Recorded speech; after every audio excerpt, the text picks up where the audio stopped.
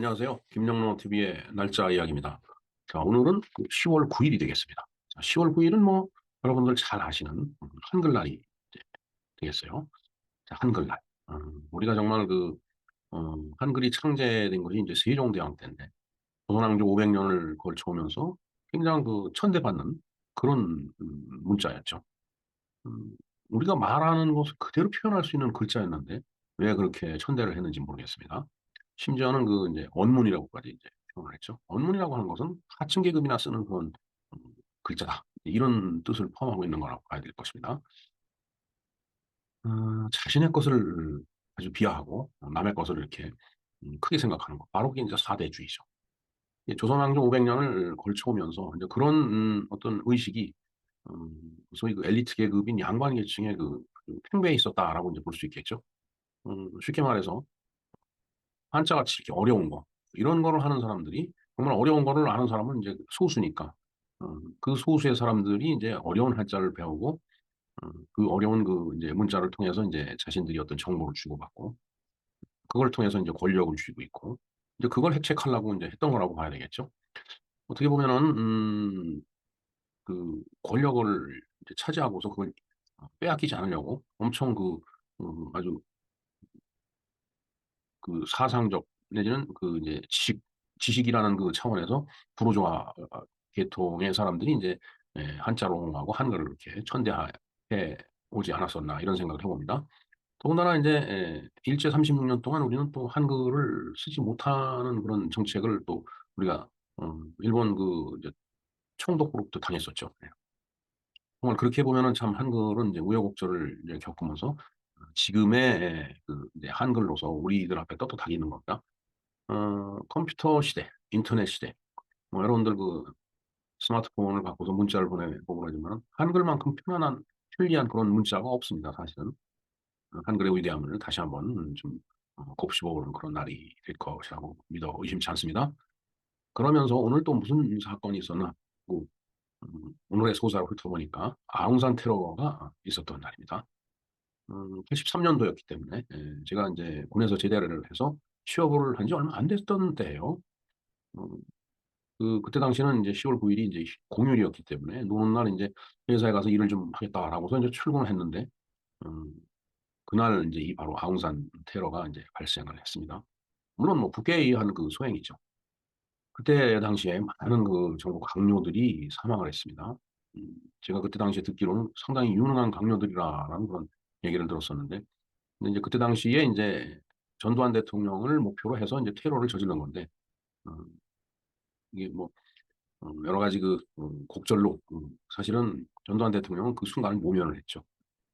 정말 참 국가적으로 봐서도 정말 이건 정말 도저히 용서할 수 없는 그런 이 테러 집단인 북괴의 만행이었었는데 하여튼 그런 험악한 세상을 겪어가면서 그래도 박정희 대통령이 깔아놓은 여러 가지 이제 어떤 경제적인 어떤 밑바탕 그걸 근거로 해갖고서 정말 어, 경제가 일취월장 진짜 고공행진을 했던 그런 시대였다라고 저는 봅니다.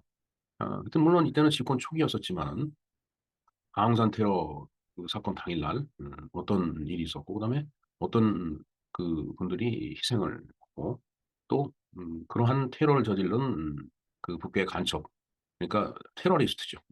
그 어, 무장 공비 같은 그런 범인들은 어떻게 이제 그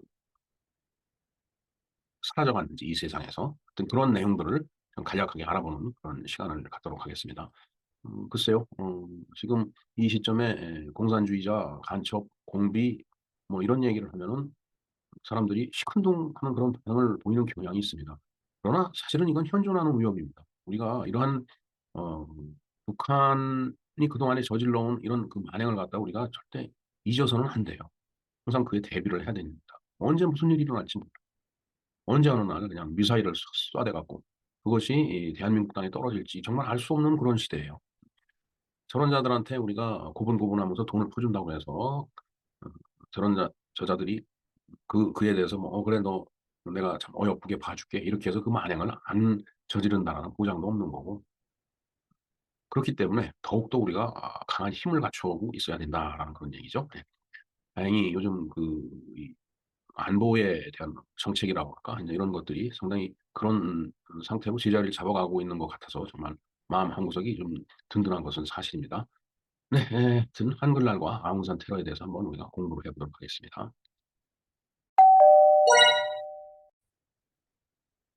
네. 한글날에 대해서 우리가 한번 알아보겠습니다. 자, 한글날, 한글 프로클레이션 데이, 코리안 알파벳 데이. 네. 이 한글에서 이 글자를 이 한글은 순수한 우리말이잖아요. 음 근데 인제 한글, 이 글이야말로 인제 한자에 없는 글자죠.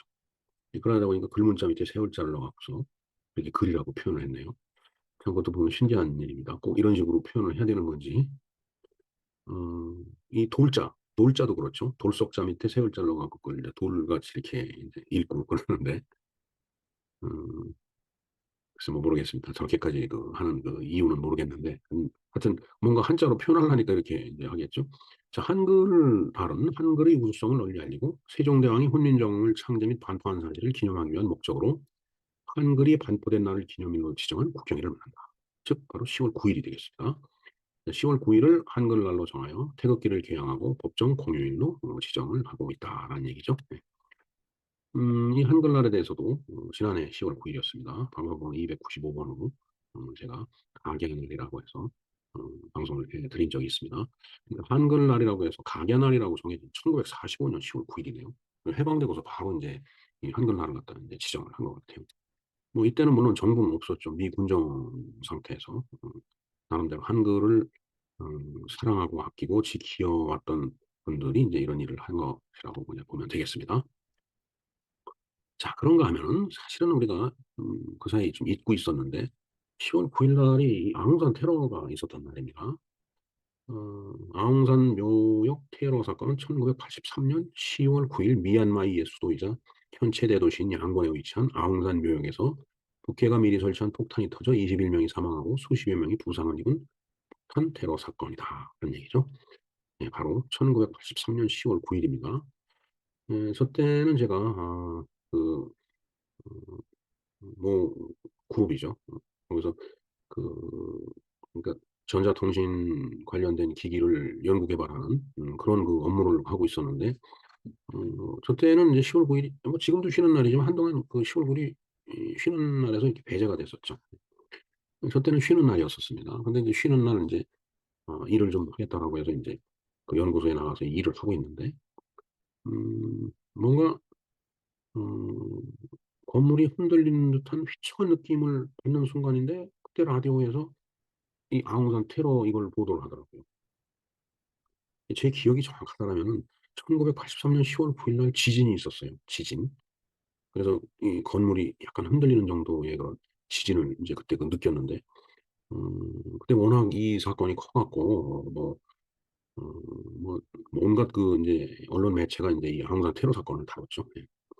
자, 그래서 당시 서석준 부총리와 이범석 외무부 장관, 김동인 상공부 장관 등 강요와 수행원 17 명이 사망하고 기타 수행원들이 부상당했으며 사건 직후 전두환 대통령은 공식 순방 일정을 취소하고 귀국을 했다.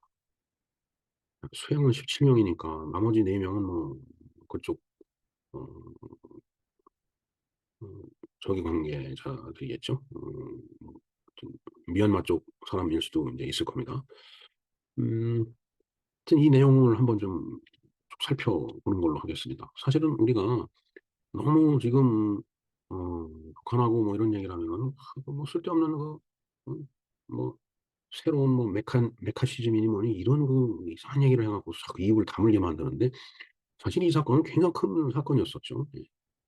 그러니까 1.1 사태 때 박정희 대통령이 목을 따라왔다고 김신조가 증언을 했듯이 이때도 전두환 대통령의 목숨을 노리고서 그 벌린 테러인데 참 그 뭔가 교통이 막혔나 그래서 좀 늦게 도착하는 바람에 미리가 도열해서 예행 연습을 하고 있던 저 수행원들 장관들이 전부 죽은 거예요 그때.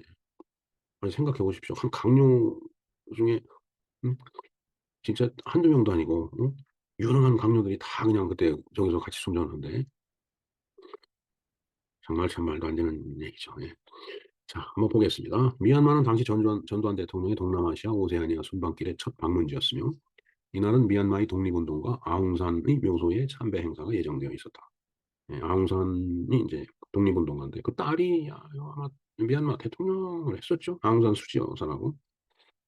음, 그 10월 9일 서석준 부총리를 비롯한 수행 공무원들과 경호원들은 행사 준비 및 이행 연습을 하고 있었고, 같은 시각인 오전 10시 23분경 전두환 대통령은 행사에 참가하기 위해서 출발을 했다. 예, 뭐 이제 숙소에서 출발했겠죠. 예. 비행 연습을 마치고 대통령을 맞이할 채비를 마친 서석준 부총리를 비롯한 수행원들은 오전 10시 26분경 대통령 측근으로부터 차량 정체로 인해 대통령이 약 30여 분 뒤에 지연 도착한다는 연락을 받고 한 번 더 애국가 예행 연습을 이제 했다고 합니다. 예, 뭐 저도 생생히 기억이 납니다. 그때 당시에 보도됐던 내용들이기 때문에. 그런데 미리 대기해 있던 폭탄 테러 용의자 중 일명인 신기철은 전두환 대통령이 10시 30분에 도착한다는 소식을 첩보를 통해서 파악한 상태였고, 예행 연습 중에 나온 음악을 듣고 전두환 대통령이 도착했다고 오인하여 오전 10시 28분에 미리 설치해 두었던 폭탄 스위치를 작동을 시켰다. 이 참, 이게 어찌 보면 이제 천우신조라는 얘기인데, 음, 그러니까 26분경에 연락을 받으면 30분 늦는다. 그러면 뭐 한 50분 정도에 이제 도착한다는 얘기겠죠. 근데 원래 그, 이, 그 행사를 시작하는 시간이 10시 이제 반 정도로 이렇게 이제 알려졌던 것 같아요. 오전 10시 30분에 도착한다는 소식을 통해서 파악한 상태였는데, 대통령이 늦게 도착하는 바람에, 뒤로 이제 도착은 늦어지고, 10시 28분에 이제 폭탄 스위치를 이제 작동을 시켰는데, 그 작동시킨 그 이유가 여기 나와 있죠. 이때 당시 이계철 미얀마 주재 대한민국 대사가 입성했는데, 공교롭게도 이계철 대사 역시 대머리인 탓에 신기철은 이계철 대사를 전두환으로 착각했으며 이 폭발로 예행 연습 중이던 서석준 부총리, 이범석 외무장관을 포함한 17명이 현장에서 사망하고 이기백 합동참모의장을 비롯한 수십 명이 부상을 당하고 있다. 예, 기가 막힌 얘기입니다. 당시 이기백 합동참모의장은 장교 정복을 입고 있었는데 육군 대장답게 각종 약장과 휘장들을 엄청나게 많이 달고 있었으며 이 약장과 휘장들이 방탄복 역할을 해서 겨우 살아남았다. 예, 그렇게 이제 나중에 분석이 된 모양입니다. 한편 전두환 대통령은 모든 일정을 취소하고 귀국을 서둘렀고 미얀마는 미얀마의 국민영웅 아웅산의 묘소에 테러가 발생한 것을 듣고 분노하여 테러가 발생한 즉시 테러를 일으킨 북한과의 단교 조치와 함께 국가 승인도 취소하였으며 전 세계 60여 개국도 북한과의 단교 조치 혹은 외교 관계를 축소시키는 조치를 취했다. 네, 참 그때 당시 이제 희생된 분들을 볼까요? 사망자 서석준 부총리 겸 경제기획원 장관, 이범석 외무부 장관, 김동희 상공부 장관, 서상철 동자부 장관, 한병춘 비서실장, 이계철 주 범화대사, 김재희 경제수석, 심상훈 민정당 총재 비서실장 외에 여러 명이 이제 사망을 했습니다. 사실 굉장히 그 강력으로서 중요한 사람들이 많이 포함되어 있죠. 그리고 이제 부상자는 조금 전에 얘기했지만 이기백 합참의장 그 당시에 그런 거죠. 그리고 이제 이분은 이제 군인 겸 이제 정치인인데 2019년 12월 16일 날 이제 사망을 했네요. 그다음에 이제 그 취재하려고 쭉 주변을 둘러싸고 있던 언론인들도 많이 이제 부상을 당한 거예요. 왜냐면 언론인들은 아무래도 그 식장 이 외곽에서 이제 사진을 찍어야 되니까 그 폭발 그 원점으로부터 조금 이제 먼 곳에 있었기 때문에 이제 부상을 당한 거죠. 사건 직후 당시 미얀마는 사회주의 성향으로 우리나라보다 북한과 가까운 국가였으나 미얀마 정부는 자국의 독립영웅인 아웅산 묘역에서 폭탄 테러를 일으킨 것에 대해 경로하여 북한과 즉시 단교 조치함과 동시에 대사관을 강제로 철수시키고 국가 승인까지 취소하였다. 뭐 예를 들어서 우리나라의 그 현충원에서 이제 이 폭탄 테러를 가한 거예요. 말하자면 우리나라도 실제로 우리나라 현충원에 대해서도 그런 짓을 했죠. 예. 음, 그 몇 달 전에 그 국립현충원 그이 이제 그렇게 지정이 돼서 만들어진 그 건설하기 시작한 날에 제가 국립현충원에 대해서 이제 그 내용을 좀 날짜 이야기 시간에 이렇게 말씀을 드렸는데 그때 그런 내용이 들어있던 걸로 저는 지금 기억을 합니다. 그리고 제 기억에도 그런 사건이 있었던 걸로 지금 남아 있어요. 예. 또한 미얀마 경찰이 북한 국적의 범인 3명 가운데 신기철 상위를 인근에서 사살하고 처음에 진 씨라는 성으로 알려진 김진수 소자와 강민철 상위를 테러 현행범으로 체포했으며 이 사건으로 전두환 대통령은 모든 한반계획을 취소하고 특별기편을 통해서 귀국을 했다. 파편화된 시신들을 수습된 뒤 현장에서 희생된 서석준 부총리 등 17명은 합동 국민장이 거행됐으며 이 사건으로 미얀마, 사모아, 코스타리카 등의 국가들은 북한과 단교 조치하였고 비동맹국 회의에서도 북한의 발언권이 약화가 되었다. 사실 그 이게 미얀마가 그 의료 수준이 그때 당시에 많이 떨어져 갖고 부상당한 사람 이 사람들을 치료하기 위해서 우리나라에서 그 의료 시설을 갖춘 비행기가 특별기편으로 파견됐던 걸로 좀 기억이 됩니다. 너무 치료를 해야 되는데 뭐 치료약도 없고 뭐 이러니까 기가 막힌 얘기죠, 사실은. 자, 그래서 이제 범인 체포를 이제 미얀마 쪽에서 하는 거를 이제 한번 볼까요? 자, 범인은 북한 공작원 3인조로 이들은 양곤강을 건너 중국 방향으로 도망치려 했으나 북한에서 접선지인 양곤강에 배를 보내주기로 했다가 이에 대한 약속을 어겼고 이에 강민철, 신기철, 김진수로 이루어진 3인조는 각자 도망치기로 하고 김진수만 따로 도주하기로 했다. 새벽에 김진수가 양곤강을 헤엄치고 있었는데 그 모습을 수상하게 여긴 주민들이 신고로 미얀마 경찰이 출동하면서 김진수는 체포되었는데 현장에서 술탄을 꺼냈으나 어, 김진수가 수류탄에서 안전피를 뽑자마자 바로 폭발했으며 이렇게 김진수는 에코논의 외파리가 된 채로 체포가 되었다. 같은 시각 신기철과 강민철이 양곤강에서 두 명의 어부에게 부탁해서 돈을 주고 배를 탔는데 이때 이 어부들 중 한 명이 복통을 호소하는 척하며 배에서 내렸고 바로 경찰에 신고했다. 이에 양곤강 건너편에서 기다리고 있던 경찰에 의해서 신기철과 강민철이 체포되었고 경찰서에서 신문 도중 신기철과 강민철은 가방에서 권총을 꺼내 경찰과 총격전을 벌였다. 이 과정에서 신기철이 그 자리에서 사살되었고 강민철은 도주했으나 얼마 못 가 포위당했고 결국 강민철 역시 김진수가 했던 대로 수류탄에 안전핀을 뽑았는데 안전핀을 뽑자마자 바로 폭발했으며 역시 외파리가 된 채로 체포되었다. 그러니까 수류탄을 터트리려면 안전핀을 뽑아야 되잖아. 그걸 뽑고 던져야지 그게 이제 폭발하는 건데 안전핀을 뽑으면 폭발하게끔 만들어 놓은 그러니까 자살용이죠. 완전히. 북한 괴뢰가 준 이 수류탄들은 공격용이 아니라 수류탄에서 안전핀을 뽑자마자 바로 폭발하도록 해준 자살용 수류탄이었는데 공작원들은 그걸 모르고 안전핀을 뽑았기 때문에 폭발로 인해서 외파리와 애고가 되고 말았다. 참 정말 잔인한 인간들이 잔인한 놈들이에요. 그게 공산주의고 북한이었던 거죠. 지금도 크게 뭐 달라지지 않았을 거라고 봅니다. 그 이후에 끝까지 입을 열지 않던 김진수는 1985년 4월 사형이 집행되었고 강민철은 미얀마 인세인 감옥에서 구역하다가 2008년 5월 53세 일기로 중증 간 질환으로 사망했다. 강민철에게는 사형이 선고되었지만 수사에 협조했다는 이유로 무기징역으로 감형됐고 2008년 옥중에서 사망한 것으로 돼 있으나 사실 여부는 확인되지 않았다.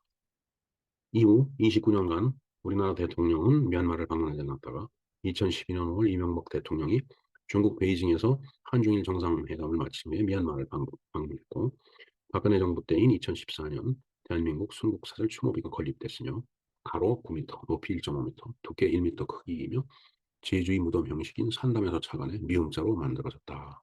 예. 그래서 그 추모비까지 이렇게 설치를 해 놓은 상태가 되겠네요. 예. 이게 이제 그 SNS에서 떠돌고 있는 짧은 그 이제 쇼츠 영상입니다, 사실은.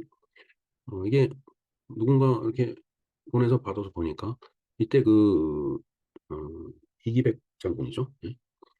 그 합참의장이 이제 그 폭발하면서 그 뭐 훈장이나 이런 것들이 방탄 역할을 해갖고 살아났다라고 했는데 여기서 이 부관이 찾고 있는 거예요. 응?